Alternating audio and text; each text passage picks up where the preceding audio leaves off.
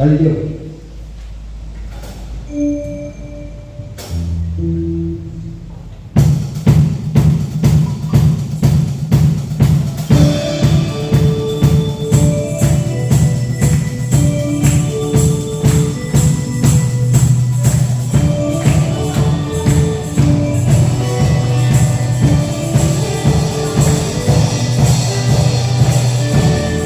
Sua glória foi por amor.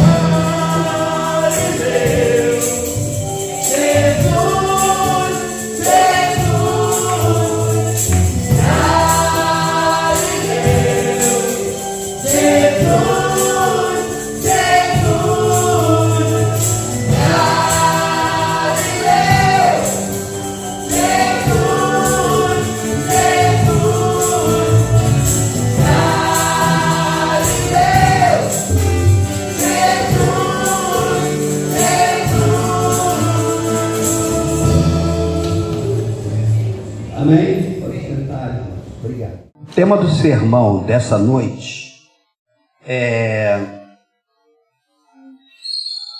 eu tenho que achar ele.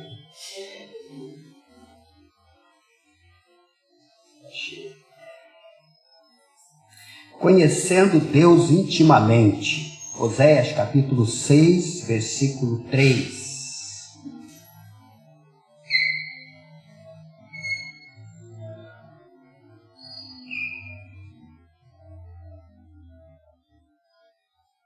Vou ler em duas versões aqui.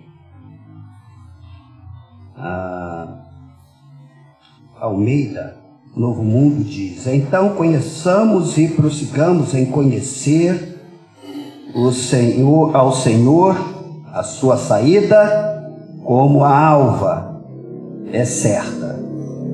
E Ele nos virá como a chuva serôdia, que rega a terra.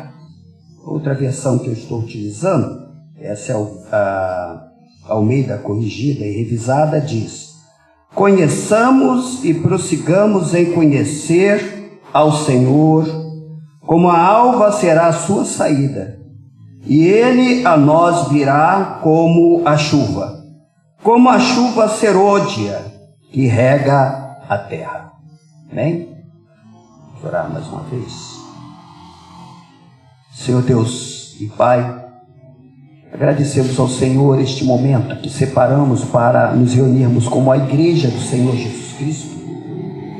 E o nosso objetivo aqui primeiro é prestar ao Senhor louvor, adoração.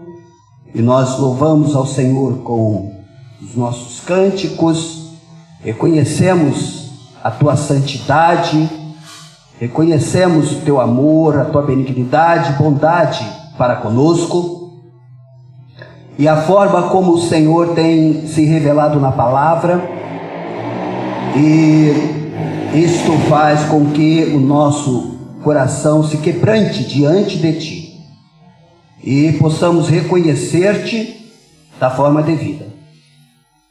E agora, Deus, nosso Pai, nos colocamos também perante o Senhor para ouvir uma mensagem. E eu peço ao Senhor que me ajude a compartilhar com a igreja do Senhor isto que está preparado, para que a igreja seja edificada no conhecimento da palavra, e assim possamos conhecer-Te ainda mais e melhor. Que o Senhor bendiga o Seu grande e santo nome sobre a nossa vida. Oramos em nome de Jesus. Amém? Conhecendo Deus intimamente. Que é isto? Esse texto que nós lemos é o texto de um dos profetas de Deus, Oséias, chama a atenção para a necessidade de um reconhecimento claro de quem é o Deus de Israel. Mas eu quero antes fazer referência a um texto de Mateus, no capítulo 6, os versículos 9 a 13. E aqui, nesse texto, Mateus 6, de 9 a 13, o Senhor Jesus nos ensina primeiramente aos seus discípulos, que Deus é o seu Pai. Deus é o seu Pai, e Pai celestial, e por extensão, Pai dos que estiverem vinculados a Ele. No Evangelho de João, mais adiante, o evangelista afirma que todos quantos receberam a Jesus Cristo, Filho, deu-lhes o poder de serem feitos filhos de Deus. Então é um complemento disto que o Senhor Jesus ensina no versículo 6. Ele ensina na oração: Pai nosso que estás nos céus. É interessante como ele usa a forma plural, primeira pessoa do plural, nosso Pai. E João está dizendo que ele usa essa forma plural porque está nos incluindo como filhos de Deus. O apóstolo Paulo, mais adiante, vai referir-se a Deus em Romanos, no capítulo 5, versículo 15, Gálatas, no capítulo 6. Olha, irmãos, esse sermão ele é um sermão doutrinário, tem esse caráter. E eu vou citar vários textos bíblicos. Os irmãos que gostam de pontuar algumas coisas, anotar, eu acho um bom exercício, porque vai fazer diferença, muita diferença no desenvolvimento da mensagem aqui. Então o apóstolo Paulo vai referir-se a Deus lá em Romanos, no capítulo 5, versículo 15, aos Gálatas, no capítulo 4, 6, como Abba Pai, uma expressão hebraica que vai significar paizinho querido, meu paizinho. Isto significando que o mesmo nível de comunhão, intimidade que ele mesmo tem com Deus Pai, nós também podemos ter. Nós pertencemos a Deus como sua propriedade, sim. Lá em 1 Pedro, no capítulo 2, versículos 9 e 10, há uma descrição do povo de Deus, do novo Israel de Deus, bastante sintomática para nós. Nação santa, povo adquirido, mas em determinado momento Pedro está dizendo o seguinte: vocês são propriedade de Deus. Nesse sentido, é aquela relação de um senhor que tem escravos. Nós somos servos do Senhor, servos de Deus, propriedade de Deus. Então, na perspectiva de João,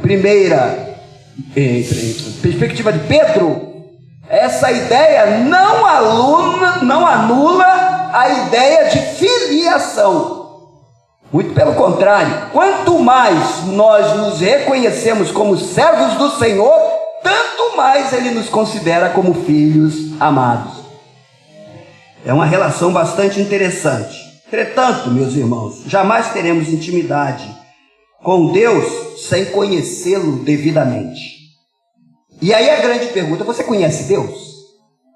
O que você conhece de Deus? E aqui a pergunta, naturalmente, é retórica, porque do material que eu utilizei para estudar e preparar esse sermão, até eu mesmo fiquei impressionado com o Deus revelado da Bíblia a partir dos seus nomes. E é isso que eu quero compartilhar com os irmãos agora. Nós temos que conhecer a Deus porque somos filhos de Deus e temos que conhecê-lo profundamente. Não é à toa que os irmãos são desafiados a ler a Bíblia toda.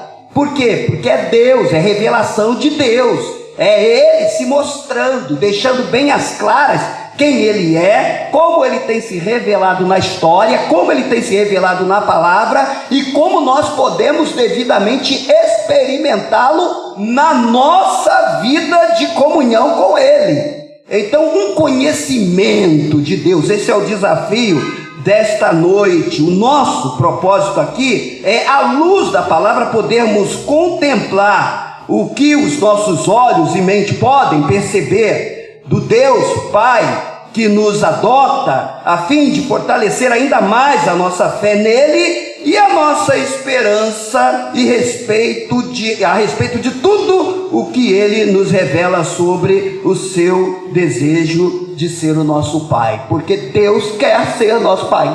Então não é apenas uma via de mão dupla, Ele quer e tem tomado iniciativas para ser nosso Pai, Deus e nosso Pai Celestial. E nós queremos ser filhos de Deus. Então, o nosso Deus tem nomes. Velho Testamento, Deus se revela identificando-se pelos mais diversos nomes, com o propósito de levar os homens aos quais Ele tem se revelado, tanto o que Ele está realizando naquele momento circunstancial da história. Cada nome de Deus é apresentado na medida de uma situação histórica. E então, aquele personagem, aquele indivíduo que o reconhece, haverá de reconhecê-lo neste momento em que ele está vivendo. E assim Deus vai progressivamente se desvendando. Hoje nós temos essa facilidade de conhecer tudo o que a Bíblia fala a respeito de Deus, mas os personagens do passado foram construindo uma ideia de Deus na forma como ia se revelando. Por isso também Deus não admite absolutamente a ideia de idolatria. Para ele é ofensivo e de jeito e forma nenhuma, e também não admite ser confundido. Porque em determinado momento, a própria nação de Israel, depois de tomar posse da terra prometida de Canaã, conviveu com povos ali que cultuavam deuses estranhos. Um dos povos ali cultuava um deus chamado Baal. Já ouviram falar? Baal. E o sufixo de Baal, Ual, é o mesmo sufixo de um nome antigo de Deus, El. Então, em Canaã, Al. Mas era o nome de um ídolo. Em uma tradução semítica, El é Deus. O povo mais comum, que porventura não tinha tanto contato com os ensinos das Escrituras, de lugares mais remotos, confundiam Deus El com Deus cananeu Baal. E aí é que a gente vê ao longo das dinastias do rei de Israel um problema tremendo para remover a idolatria. Por quê? Porque o povo comum, além de ser idólatra, porque queria ser idólatra, ainda tinha a questão da ignorância. E como fazer essa ruptura? Somente removendo o povo da terra de uma forma geral e total, para fazer uma recuperação de tudo, do zero. Agora vocês vão começar do zero, tudo de novo, e até sem mais nenhuma influência na própria terra. Agora a gente já compreende por que Deus também não admite ser confundido com nada e nem por ninguém. Deus é o único Deus vivo e verdadeiro, e não existe outro Deus. Por isso ele se apresenta nas Escrituras Sagradas, no final das Escrituras, como o Alfa e o Ômega. Tudo começou comigo e tudo termina comigo.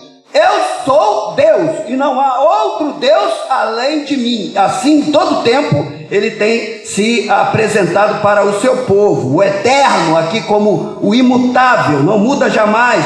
E na forma como ele se apresenta, é que podemos desenvolver uma consciência da sua natureza, da sua grandeza, mas também de todos os seus propósitos. E aqui um elemento novo que nos envolve: os propósitos eternos do grande Deus também diz respeito a nós.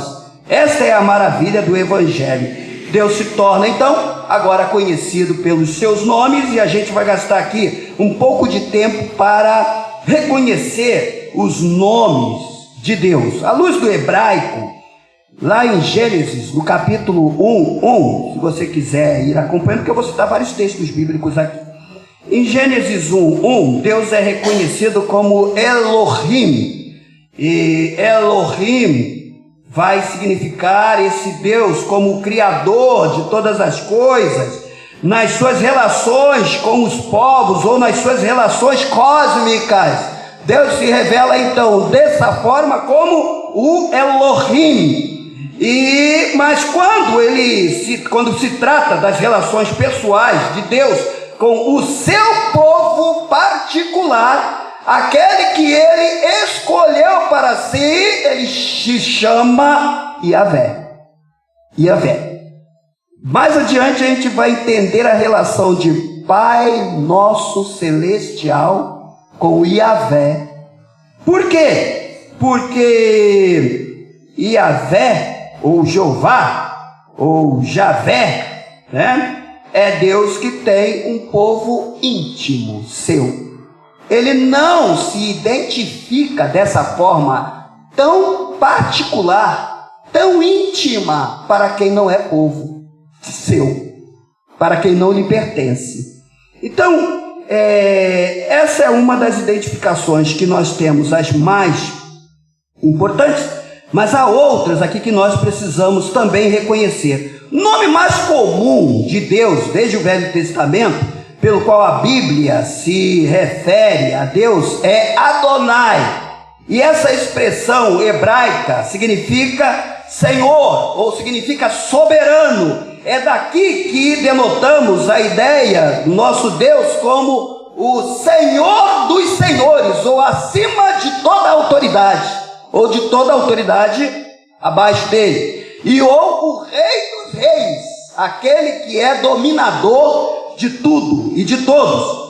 Entre os povos semíticos mais antigos, o termo hebraico que se refere a Deus é esta expressão que eu acabei de fazer referência, El. É como se identificava Deus da sua forma mais remota, El, e que vai significar ser poderoso, ser forte. Em Gênesis, no capítulo 33, o versículo 2, veja, o autor sagrado, Moisés, usa El como um dos nomes de Deus. Mais adiante, ele está fazendo referência a uma declaração solene usada por Jacó. Ele fala El Elohé Israel, que significa El, o Deus de Israel. Mais adiante, em Gênesis, no capítulo 28, versículo 18, Jacó está batizando o lugar, dando nome ao lugar de Bet-El. Bet significa casa, El, então Deus, essa forma mais remota de identificação do Senhor do céu, o nome de Deus, El, casa de Deus, Betel, e Elohim, que é o nome de Deus em forma de plural, no Velho Testamento, mas identificando ser virtudes, como Deus glorioso, como Deus majestoso, ou ser de atributos na forma de divindade, e se apresentando como Criador, mas também como executor e sustentador. O Espírito de Deus pairava sobre a face das águas. Essa ideia do Elohim aí para o pensamento hebraico. Então, assim o Velho Testamento reconhece Elohim. Elohim é, para nós que somos cristãos, diferente. Refere-se ao quê? Refere-se à Trindade. Elohim para o cristianismo é a Trindade. Elohim é Deus em três pessoas indivisíveis, onde não há uma pessoa menor e nem uma maior. Isso significa que não são três deuses, mas um único Deus vivo que se revela em três pessoas distintas, que têm a sua missão. Relacionados a esses aí citados, Deus se revela por outros nomes, como Elohá, que expressa a ideia de força e poder, tem um sentido mais lírico. A gente vai ver essa expressão Elohá mais próximo dos salmos, da adoração a Deus. Além disso, nós vemos em Gênesis, no capítulo 14, versículo 20, se os irmãos quiserem ver na sua Bíblia, El Elyon, que significa Deus Altíssimo. Essa ideia do Senhor que está em uma condição que ninguém consegue chegar, o Deus Altíssimo. Mas também vai significar aquele que é o possuidor dos céus, todos os céus e da terra. Em Êxodo, no capítulo 6, versículo 3, Deus é reconhecido agora com outro nome, El Shaddai, que possivelmente você já tenha ouvido em algum lugar, que significa o Deus Todo-Poderoso. Na versão da teologia sistemática, ele é o onipotente. Não há nenhum poder ou força que vá além dele. Ele é o todo-poderoso. Tudo ele pode. Não é à toa que os anjos, quando vão apresentar-se lá nos primeiros capítulos de Mateus, está dizendo: para Deus não há impossíveis. Por que não há impossíveis? Porque ele é o El Shaddai, Deus Todo-Poderoso. E mais adiante, interessante, nesse versículo é o aparecimento pela primeira vez do nome próprio de Deus. Quando ele está se identificando para Moisés como El Shaddai, também ele está dizendo qual é o seu nome próprio. Isso aqui é sintomático, que ele está dizendo para os antepassados, Abraão, Isaac, Jacó: eu sou El Elyon, El Shaddai. Agora você está me conhecendo, Moisés, pelo meu nome próprio. E o meu nome próprio é Yahvé. Isso significa então, ou Javé, como um libertador que se apresenta. Aqui, escolhendo e soberanamente, escolhe porque quer e escolhe quem ele quer. Ninguém o impede de escolher. E ele escolheu os hebreus. É assim que ele está se identificando para Moisés. E Yahvé vai libertar o seu povo que está cativo há 400 anos lá no Egito, e é ele quem vai libertar do jeito dele, para a glória do nome dele. E o que Moisés deve fazer? Apenas obedecer. No livro de Êxodo, a partir do capítulo 33, nós vamos ver uma expressão repetitiva. E até o capítulo 40 de Êxodo, tem pelo menos umas 30 repetições. Assim como Deus ordenou ao seu servo Moisés. A ideia aí é: Moisés, ele é obediente. Essa é a característica daqueles que pertencem ao povo escolhido de Deus. Não é um povo rebelde, é um povo de obediência. Por isso é que a gente insiste muito na vida cristã constituída de servos obedientes, porque o rebelde não tem afinidade espiritual com Deus. Quem é o rebelde? É aquele que confronta autoridades, porque ele, sendo soberano, ele é a autoridade absoluta. Aliás, o princípio da autoridade também é resgatado lá em Romanos, no capítulo 13. Porque se nós não sabemos lidar com a autoridade no nível do homem, tanto menos saberemos lidar com a autoridade que é Deus. Então, por isso o apóstolo Paulo lá fala o seguinte: sede vós submissos a toda a autoridade. Independente se você gosta ou não gosta, aprende a ser subordinado. E quando a autoridade ainda está em caminho torto, você tem que interceder por ela, pedindo: Deus, esclarece, ajuda, intervém, interfere. Mas, retomando aqui essa nossa compreensão, então Deus se identifica para Moisés como Yahvé, e então essa forma para Moisés é uma forma confusa. E Moisés então pergunta: tudo bem, mas eu vou entrar no Egito, e na hora que eu for me identificar, e eles vão me perguntar: quem é o nome dele? O que eu vou dizer? E aí Deus se identifica: eu sou o que sou. Yahvé, na sua expressão mais intensa e ao mesmo tempo mais completa, vai significar: eu sou o que sou. É assim que você vai me apresentar lá para aquele povo.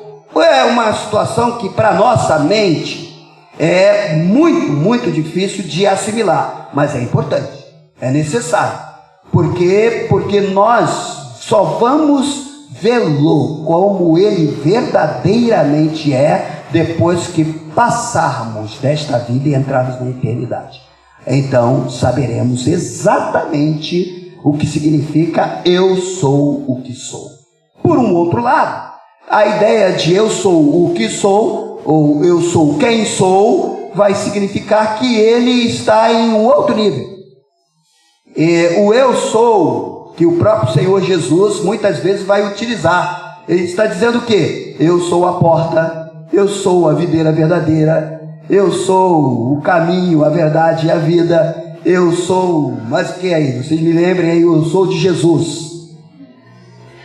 Eu sou tanta coisa, Jesus dizendo, né? Então aí a gente já identifica essas várias interpretações da revelação, da relação de Deus para conosco, como Ele quer se apresentar para aqueles que se prestam a crer nele, a recebê-lo. Então, aqui Deus apresenta-se a Moisés dessa forma, e a grandeza de Javé fica impressa nesta sua... Agora, depois que ele se apresenta e tira o povo de Israel do Egito, ele então leva toda aquela congregação para a base do Monte Sinai. E agora ele tem que chamar a atenção do povo em termos de uma apresentação. E como é que Deus manda o seu cartão de visitas, ou a sua forma de recepção do seu povo? Lá no Monte Sinai, com relâmpagos e trovões. E assim ele se identifica. E enquanto o povo está na base e olhando para o cume do monte, lá, e naquela situação, isso que nós chamamos em teologia de teofania. Essa teofania tem como finalidade levar o povo a reconhecer o seu Deus com reverência e como santíssimo. Então, ora, quando ele está passando de si o seu caráter através das leis mosaicas, através dos 10 mandamentos, e da forma como o cidadão hebreu ou o cidadão israelense haverá de estar relacionando-se um com o outro, então isso vai caracterizar uma plena compreensão de que Yahvé, Jeová, é o seu Deus, e ele tem íntima relação com o seu Deus a partir do seu relacionamento com o seu próprio. Agora, isso aí é interessante porque é confirmado lá no Novo Testamento. O apóstolo João, em uma de suas cartas, vai dizer o seguinte: se você não ama o irmão a quem você vê, vai amar aquele Deus que você não vê? Então, muito disso que nós aprendemos a respeito da nossa relação com Deus estará se confirmando na nossa relação com os nossos irmãos. Então, conheço a Deus. Você pode conhecer por ouvir falar, como disse lá Jó, né? Antes, lá no capítulo 40 de Jó, antes eu conhecia só de ouvir falar, e agora os meus olhos te veem, e eu me arrependo e me curvo diante de ti. Esqueci as palavras que ele usa lá no versículo. E a ideia é: conhecer Deus mesmo muda. Tem que mudar uma pessoa, porque senão o conhecimento que nós temos não passará de um conhecimento teórico, um conhecimento meramente religioso, não um conhecimento de intimidade. Então, continuando,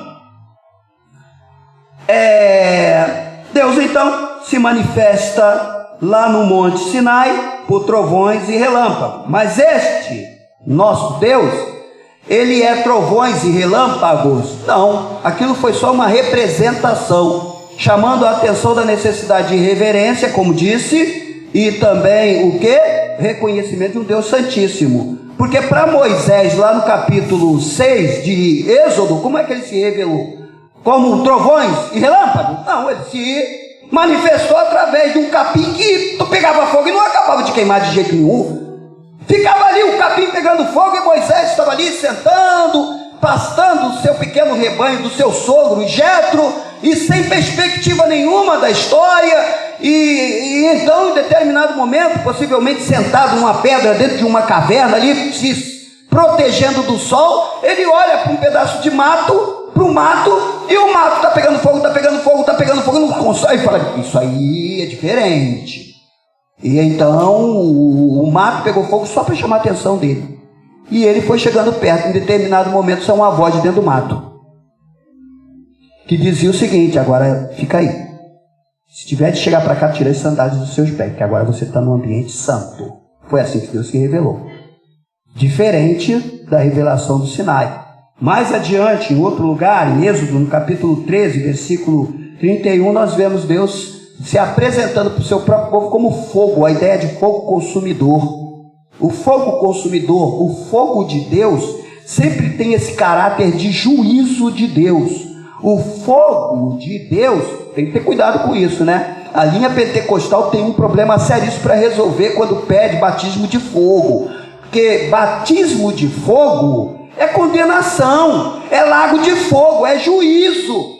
Em nenhum momento nas escrituras sagradas está dizendo que Deus está batizando com o Espírito Santo, incendiando a pessoa. Não. A ideia de batismo aqui é condenação. E para o povo de Israel, a ideia de fogo é: se continuar pecando, você vai ser julgado. Mas também, por um outro lado, é o símbolo da direção, né? O símbolo daquele que não tem como à noite se perder. A ideia de lamparina de Deus que a gente vê na palavra do Senhor Jesus Cristo, né? Não se pode acender uma lamparina e colocar debaixo da cama. Tem que colocar num lugar onde todo mundo possa ter uma direção. Portanto, não são os fenômenos que são ele, a pessoa de Deus, mas apontam para ele os fenômenos. Pela composição de caracteres dos 4 consoantes do nome Jeová, e os caracteres são JHVH, e as vogais do nome Adonai, que significa Senhor, nós já vimos isso, organizado no período, olhem bem, da Reforma Protestante em 1520, bem aqui, próximo de nós, chega-se a expressão Yahvé, ou Jeová, ou Javé, ou seja, o nome próprio de Deus ficou na história pregressa, não chegou até nós. E até mesmo o cuidado que os antigos tinham a respeito de manter esse nome reverente, então não havia uma expressão com vogais para aquela época. E aí, qual era a composição, ou como é que era a fonética do nome de Deus? Está lá atrás, na história. Um certo professor que eu tinha na época de seminário falava a respeito de a reverência para com o nome de Deus, para os escribas antigos, era de tal maneira que só se usava um tipo de pena para escrever o nome de Deus.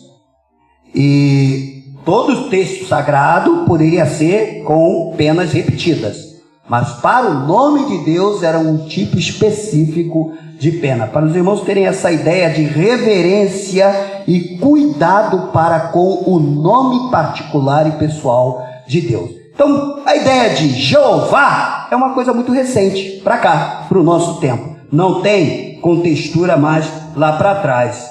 E, além disso, para a nossa língua portuguesa, qual é a melhor expressão? Bem, nós temos uma seita aí que é conhecida no mundo inteiro, que é a Testemunhas de Jeová. Então, Jeová é a expressão mais comum que se pode referir-se ao nome próprio de Deus. Agora, cuidado, né? Porque quem usa o nome próprio impropriamente pode incorrer no pecado de desrespeito. E aí cada um responde por si.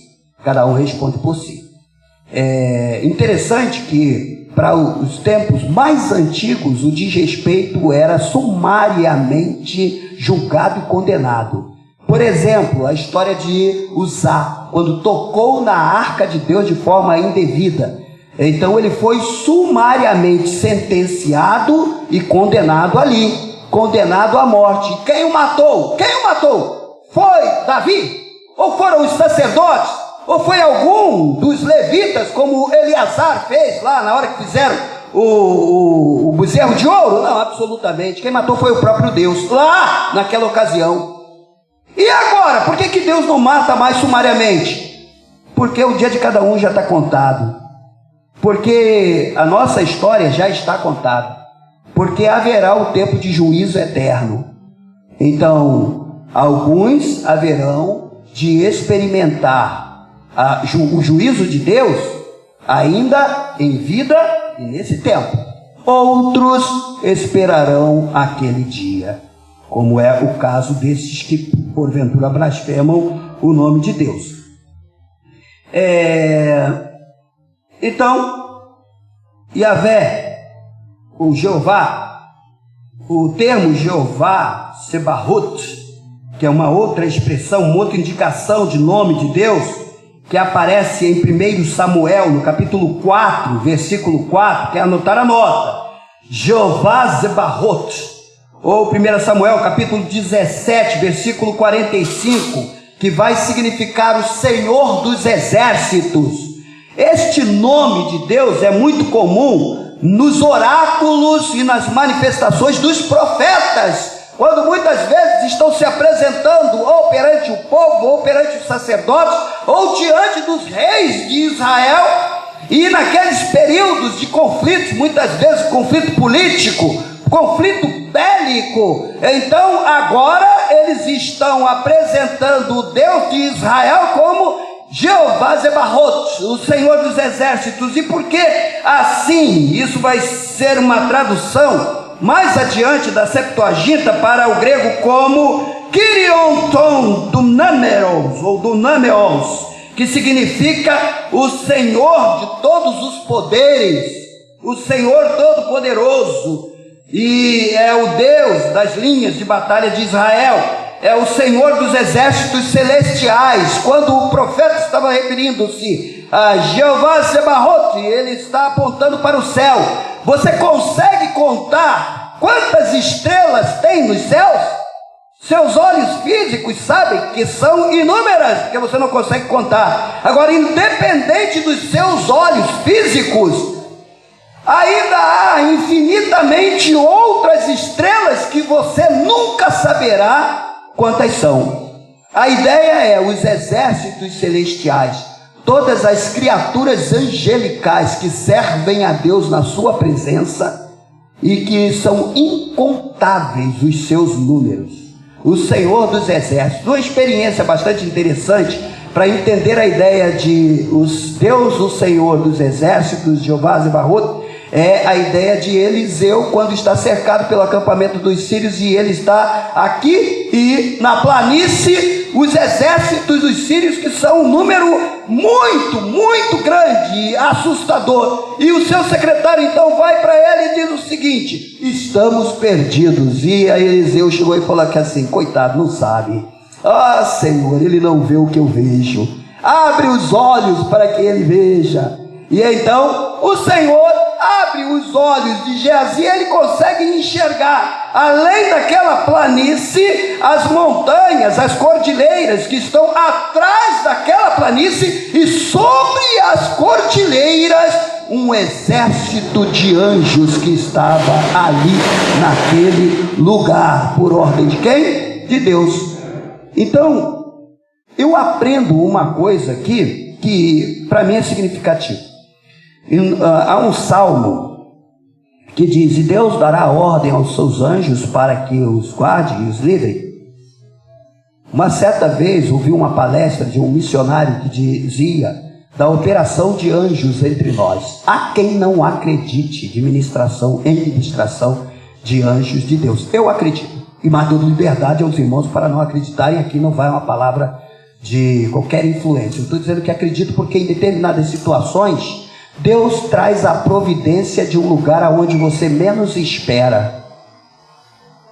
E muitas vezes você está sendo protegido, guardado, liberto, e não é por pastores, não é por igreja, é por seres angelicais aos quais Deus está dando ordem para cuidar. Como é isso, pastor? Se toda autoridade e poder está no nome de Jesus. Sim, mas também o jovem da Macedônia, o mancebo da Macedônia, apareceu no sonho de Paulo. Mas também nós vemos seres celestiais participando do processo de instalação do evangelho, no processo de avanço do cristianismo.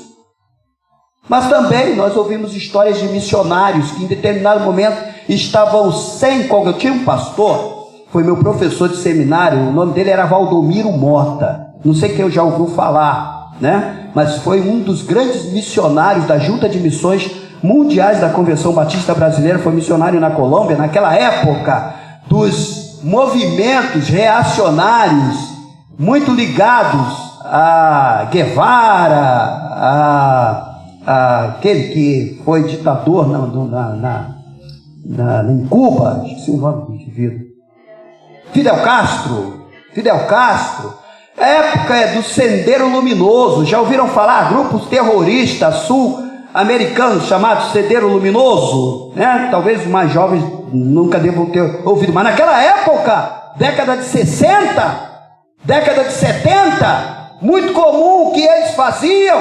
Então Valdomiro Mota disse que em determinado momento saiu daqui do Brasil, estava no lugar onde ele iria fazer missões, e houve uma baderna lá embaixo, no lugar, estava em um hotel, no andar onde ele estava, e uma bagunça e tiroteio, em um determinado momento, segundo ele, isso contando para a gente, sala de aula, um silêncio absoluto, silêncio, e ele quietinho no quarto dele.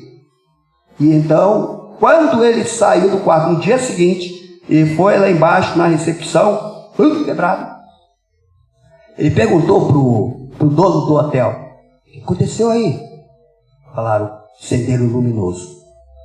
Mas eles pararam na porta do quarto do Senhor e tinham 2 anjos lá. E eles disseram: aqui vocês não entram. E eles foram embora e saíram de lá. Ouvi uma certa experiência de uma missionária que trabalhava no campo do Amazonas e que em determinado momento sofreu retaliação por um grupo de índios que não queria a presença do missionário ali naquela região. E a missionária tinha que entrar por como é que é o nome desses caminhos dentro da mata? Esqueci o nome. E ela tinha que entrar. Trilha, é isso aí, por uma trilha. E então em determinado lugar fizeram uma emboscada para ela dentro da trilha, esse grupo, e a ideia era matá-la. E aí ela fez a trilha toda e chegou lá dentro na aldeia, pessoal, todo mundo com o olho arregalado para ela, e falou: como é que você chegou aqui? E ela falou: não sei. No outro dia ela ficou sabendo que um grupo de pessoas foi disperso por anjos de Deus. O que eu estou trazendo para os irmãos não é a história que eu estou inventando, é o que eu estou dizendo a respeito dos exércitos celestiais, os quais estão sob o comando de Deus. Nós nunca, jamais estamos sozinhos ou desprotegidos. É isso que importa.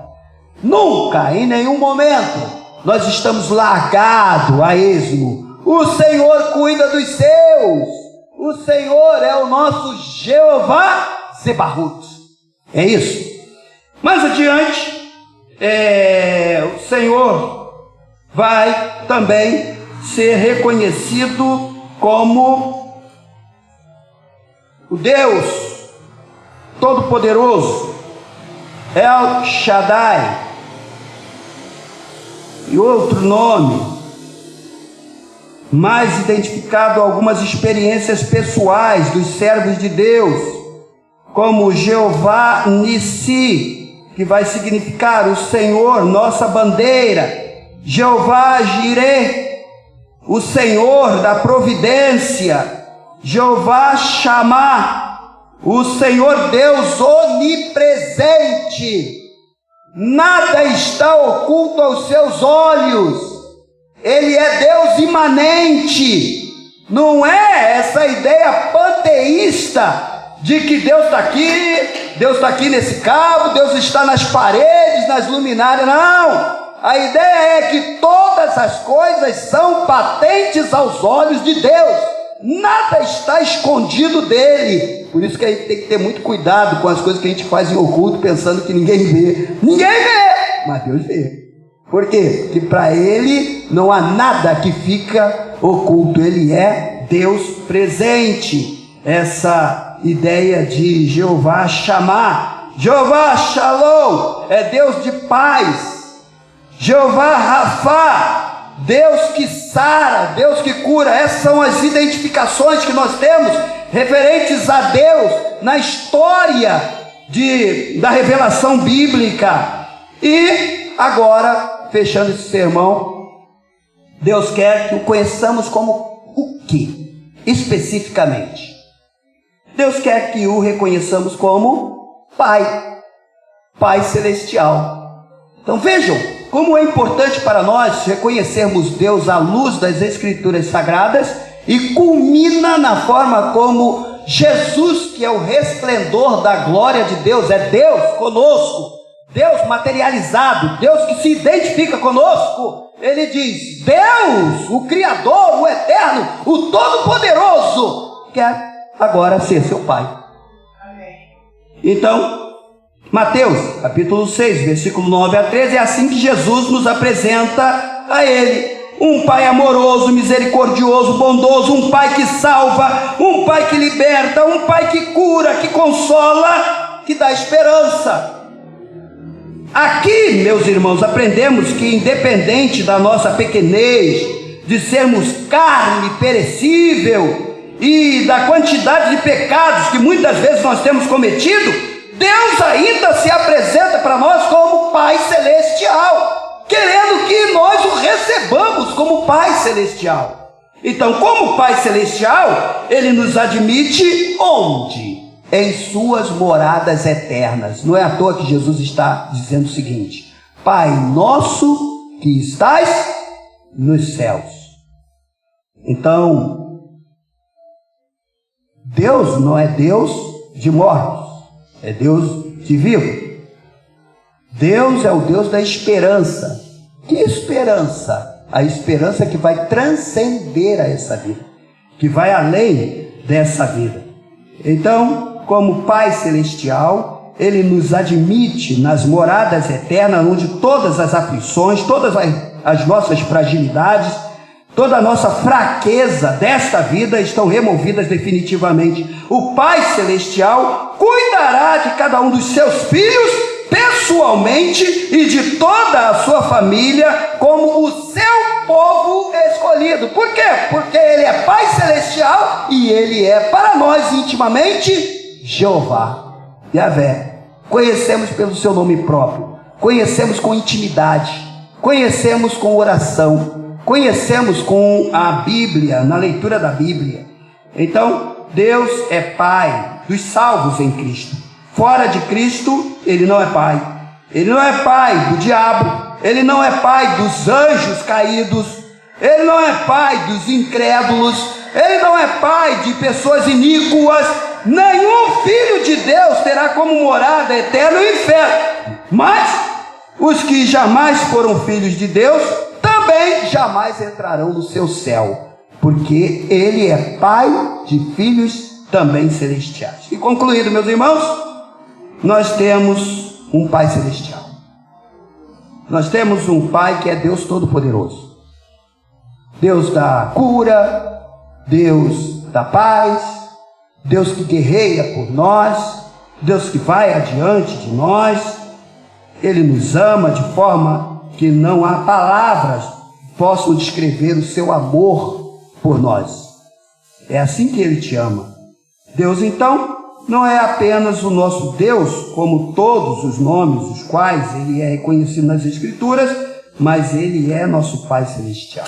Que privilégio, que honra que nós temos. Vale a pena querermos ser como Ele é?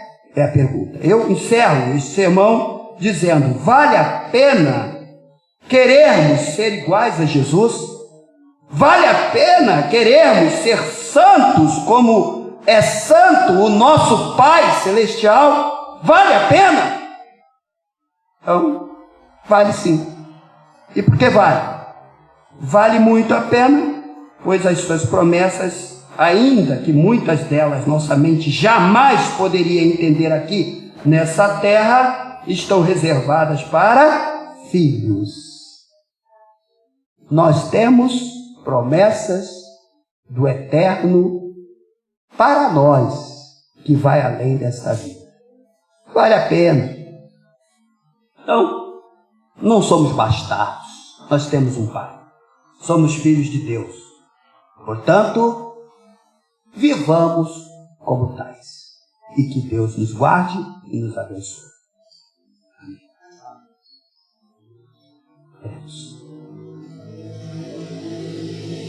Deus querido, eu agradeço ao Senhor o privilégio, a oportunidade de poder pregar a palavra do Senhor para este grupo de irmãos aqui e alguns que ouvirão esse sermão em alguma outra circunstância via rede social, o Senhor sabe. E a minha oração é que seja útil para o engrandecimento do teu nome, porque é para isto que eu prego a tua palavra. Para a edificação da tua igreja. Que o Senhor Deus possa completar em cada coração aquilo que ficou não tão bem respondido. E o Senhor sabe. Mas que o Senhor possa ajudar cada filho teu aqui neste lugar a te conhecer cada vez mais e melhor. E a base disto que aprendemos a respeito da tua pessoa, do teu ser, então um relacionamento de intimidade e ainda mais purificado. Ó Senhor Deus, glorifica o teu grande nome sobre a nossa vida como teus filhos. E ensina-nos a sermos filhos dignos do teu nome. Em nome de Jesus é a nossa oração. Amém.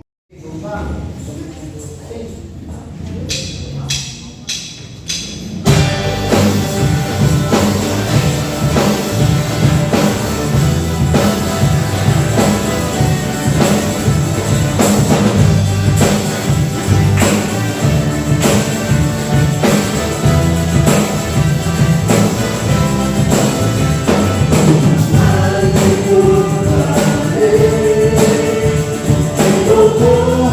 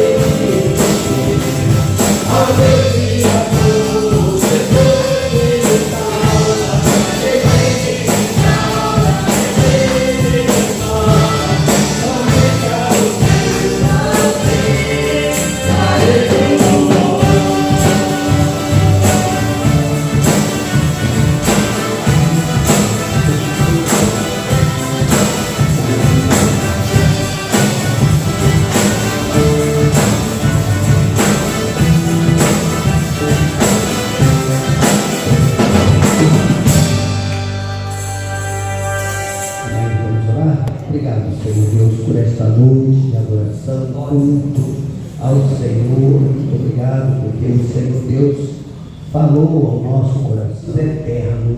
Por isso, Deus, nós temos paz no coração.